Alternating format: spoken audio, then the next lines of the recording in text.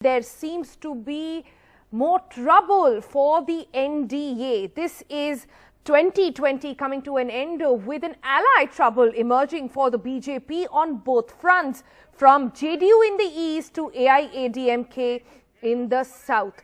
Now, shrunk allies are obviously very disturbed about the situation and flexing political muscle as well. Let's look at what's happening in Tamil Nadu first. Well, the AIADMK has kicked off its election campaign for the assembly polls in Tamil Nadu, declaring that EPS will be the CM candidate and it will not share power with any party after the election as well. What does this mean for the BJP, especially after there was a recent trip of the BJP leadership to the state as well? Let's go across to Uma Sudhir bringing us the very latest on this. Uma, what does this mean?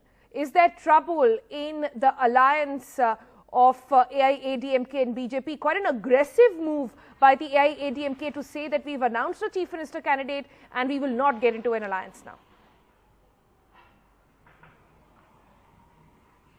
Nothing too surprising about it actually, because the BJP is not really a player in Tamil Nadu at all. Though, of course, being in power at the centre and being able to control the AIADMK in Tamil Nadu is a big power in the hands of the National Party. However, they neither have a MP nor an MLA in Tamil Nadu, and their vote share in fact went down from about 5% to less than 3% in the last elections. And traditionally in Tamil Nadu, you have had one of the DMK alliances allying with the Congress, the other allying with the BJP, and in this case the AIADMK and BJP were to go together like they did the last election as the NDA. But with Mr. Prakash Javadekar actually refusing to commit himself on Mr. E. Palaniswamy as the CM candidate of the NDA. That's the reason why the AIADMK has decided to, in a sense, flex its muscles and say that our CM candidate is going to be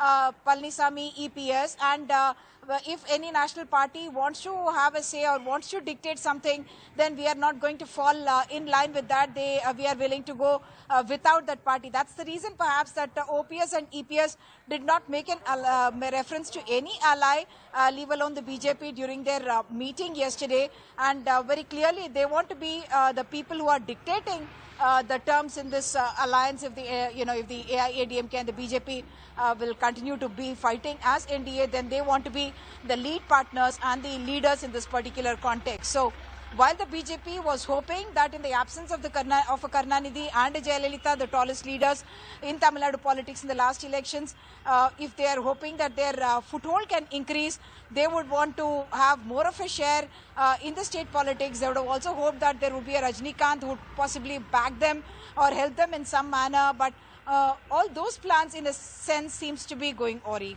Back to you.